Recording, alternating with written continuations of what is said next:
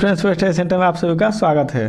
तो फ्रेंड बता दें कि आज की क्लास में हम भारत के भौगोलिक क्षेत्र से जितने भी ऑब्जेक्टिव क्वेश्चन बनने वाले हैं उसको पढ़ेंगे। तो आइए हम क्लास को स्टार्ट करते हैं। और आज का हमारा पहला प्रश्न है, भारतीय भौगोलिक मान्यता के अनुसार भारतवर्ष किस द्वीप का अंग था? तो फ्रेंड बता दें कि वह जम्बू द्वीप का अंग था, इसलिए इसका करेक्ट आंसर होगा जम्बू द्वीप। चलिए बढ़ते हैं अगले क्वेश्चन की ओर। और अगला क्वेश्चन है, सर्वप्रथम इंडिया शब्द का प्रयोग भारत के किस भाषा में किया गया था? तो फ्रेंड बता दें कि सर्वप्रथम इंडिया शब्द का प्रयोग भारत के ग्रीक भाषा में प्रयोग किया गया था, इसलिए इसका करेक्ट आंसर होगा ग्रीक। चलिए बढ़ते हैं अगले प्रश्न की ओर। अगला प्रश्न है, भारत की मुख्य भूमि की दक्षिणतम सीमा है? तो फ्रेंड बता दें कि भारत के मुख्य भूमि की दक्षिणतम सीमा 8 डिग्री 4 मिनट उत्तरी अक्षांश है, इसलिए इसका करेक्ट आंसर सी हो जाएगा, यानी 8 डिग्री 4 मिनट उत्तरी अक्षांश। चलिए बढ़ते हैं अगले प्रश्न की ओर। अगला प्रश्न है, भारतीय मानक समय आधारित है? तो फिर बता दें कि भारतीय मानक समय आधारित 82.5 डिग्री पूर्वी देशांतर पर हैं, इसलिए इसका करेक्ट आंसर सी होगा, 82.5 डिग्री पूर्वी देशांतर। चलिए बढ़ते हैं अगले प्रश्न की ओर। अगला प्रश्न है, भारत का प्रामाणिक समय उस स्थान का स्थानीय समय है जो स्थित है? तो बता दें कि इलाहाबाद के समीप स्थित है, इसलिए इसका हो जाएगा कि इलाहाबाद के समीप। चलिए बढ़ते हैं अगला प्रश्न की ओर। अगला प्रश्न है, इंडियन स्टैंडर्ड टाइम और ग्रीनविच मीन टाइम में कितना का अंतर है? तो फ्रेंड बता दें कि इंडियन स्टैंडर्ड टाइम और ग्रीनविच मीन टाइम में 5.5 घंटा का अंतर है, इसलिए इसका आंसर हो जाएगा 5.5 घंटा। चलिए बढ़ते अपने अगला प्रश्न की ओर।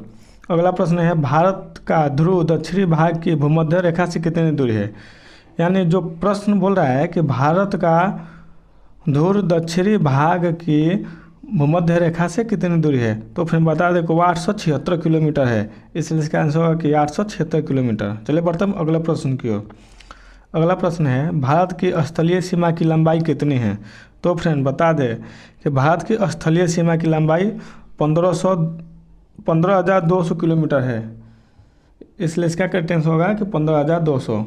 चलिए बढ़ते हैं अगला प्रश्न की ओर। अगला प्रश्न है, द्वीपों सहित भारत के तट रेखा की लंबाई कितनी है? तो फिर बता दें कि द्वीपों सहित भारत की तट रेखा की लंबाई 7,516.5 किलोमीटर है, इसलिए इसका आंसर हो जाएगा 7,516.5 किलोमीटर। अगला प्रश्न है, भारत की उत्तर से दक्षिण तक की लंबाई कितनी है? तो फिर बता दें कि भारत के उत्तर से दक्षिण तक की लंबाई 3214 किलोमीटर है, इसलिए इसका करेक्ट आंसर होगा 3214 किलोमीटर। तो अगला प्रश्न करो। अगला प्रश्न है, भारत के पूर्व से पश्चिम तक की लंबाई है? तो फ्रेंड बता दें कि भारत के पूर्व से पश्चिम तक की लंबाई 2933 किलोमीटर है, इसलिए इसका ऑप्शन हो जाएगा 2933 किलोमीटर। चलिए बढ़ते हैं अगला प्रश्न करो। अगला प्रश्न है, भारत की तट रेखा की लंबाई है? तो फिर बता दें कि भारत की तट रेखा की लंबाई 6100 किलोमीटर है, इसलिए इसका आंसर हो जाएगा 6100 किलोमीटर।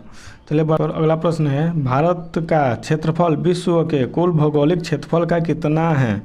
तो फ्रेंड बता दें कि वह 2.4% है, इसलिए इसका करेक्ट आंसर होगा 2.4%। चलिए बढ़ते हैं अगले प्रश्न की ओर।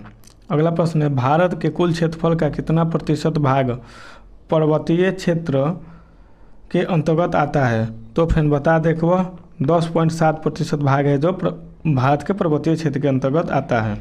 चलिए बढ़ते हैं अगले प्रश्न की ओर। और अगला प्रश्न है, संपूर्ण भारत के कितने प्रतिशत भूभाग पर पर्वतों और पहाड़ियों का विस्तार पाया जाता है? तो फिर बता दें कि वह 29.3% भाग पर भारत के पर्वतों और पहाड़ियों का विस्तार पाया जाता है।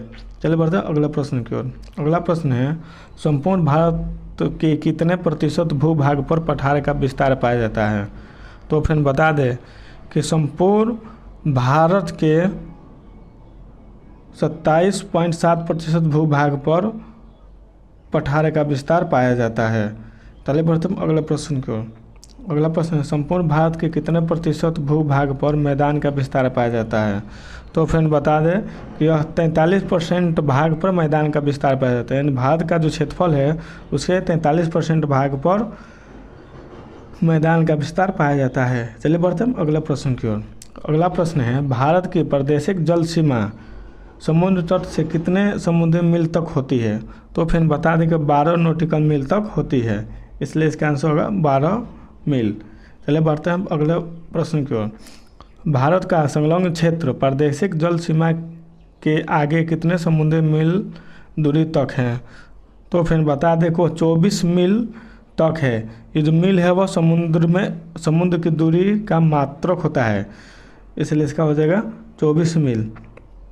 चलिए बढ़ते हम अगला प्रश्न करो। अगला प्रश्न है भारत का एकांतिक आर्थिक क्षेत्र संलग्न क्षेत्र के आगे कितने समुद्री मील तक हैं?